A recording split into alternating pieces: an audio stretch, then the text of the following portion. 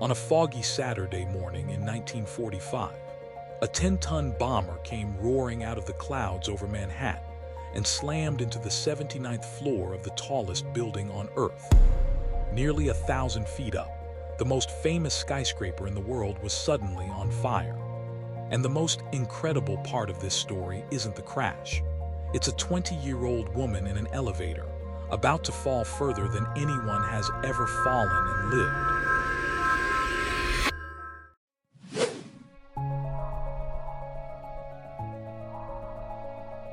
The morning of July 28, 1945, New York woke up under a thick blanket of fog. The war in Europe was over. The war in the Pacific was almost won, and the city felt quiet. It was a Saturday, and most offices were nearly empty. Rising out of that gray haze stood the Empire State Building, 102 stories of steel and limestone, barely 14 years old, and still the tallest structure ever built by human hands. Its top floors had vanished completely into the cloud. From the street, you simply couldn't see where the building ended and the sky began. High above the city, something was moving through that same fog, and it was lost.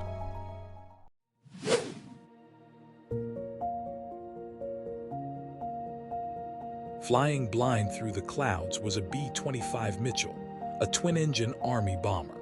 It was piloted by Lieutenant Colonel William Smith, a decorated combat veteran who had flown dangerous missions over Europe. Smith was on a routine flight, heading for Newark Airport in New Jersey.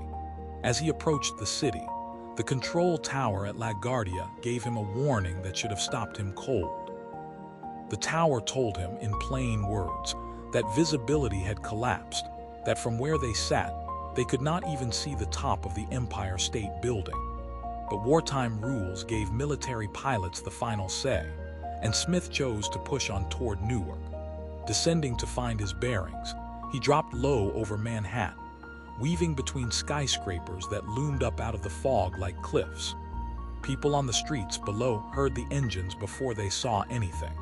It came out of the clouds so low I thought it was going to land on Fifth Avenue. Then it banked hard, the engine screaming, and it just disappeared into the side of the building.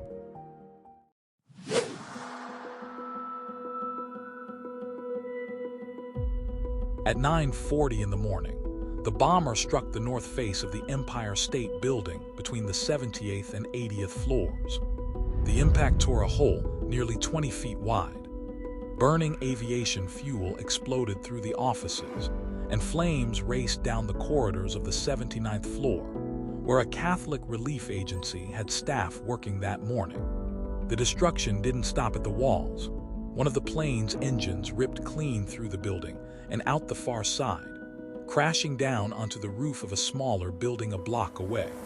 The other engine, along with part of the landing gear, broke loose and plunged down an elevator shaft.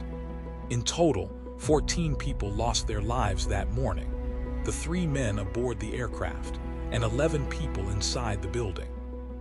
And yet, 1,000 feet above the streets, the fire that should have raced through the entire tower was about to meet its match, because the Empire State Building had been built to survive almost anything.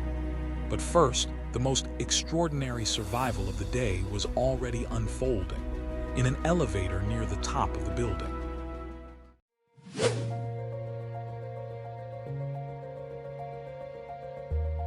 Betty Lou Oliver was 20 years old, an elevator operator working the upper floors that Saturday.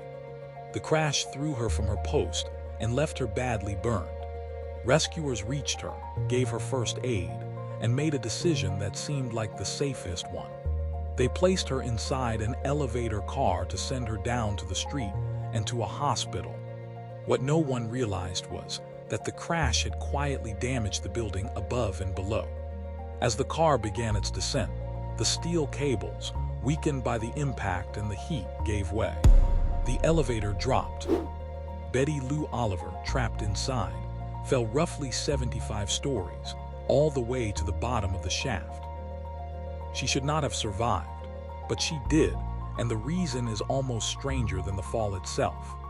As the broken cables piled up beneath the plunging car, they coiled into a kind of spring. and the air trapped in the narrow shaft compressed as the elevator forced it down, forming a cushion that softened the final impact. Rescuers who pried open the wreckage in the basement expected to recover a body. Instead, they found her alive. To this day, Betty Lou Oliver holds the Guinness World Record for surviving the longest fall ever recorded in an elevator.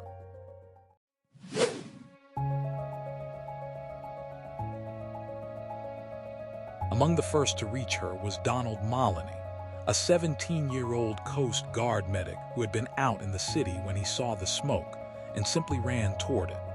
He pushed his way into the chaos, treating the burned and the injured, and helped pull Betty Lou Oliver from the shattered elevator. You don't think in a moment like that, you just see someone who needs help and you go. Above them, firefighters were facing a problem no one had ever truly faced before. A serious fire burning almost 1,000 feet in the air, higher than any blaze they had ever fought. Working up darkened, smoke-filled stairwells, they brought the flames under control in about 40 minutes. The building itself barely flinched. Its steel skeleton had absorbed the impact of a 10-ton aircraft and held firm. Incredibly, most of the Empire State Building reopened for business that very Monday, just 2 days later.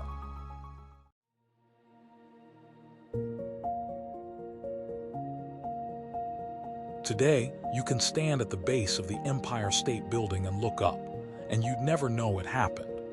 There's no scar, no plaque the tourists notice, no sign of the morning a bomber fell out of the sky and struck it head-on. The building simply absorbed the blow and carried on. And so, against every expectation, did a 20-year-old woman who fell 75 floors and lived to tell the story. Sometimes the most unforgettable history isn't the disaster itself, it's what manages to survive it. Stories like this are easy to forget and easy to bury. If you think they're worth remembering, like the video and subscribe. I'll see you in the next one.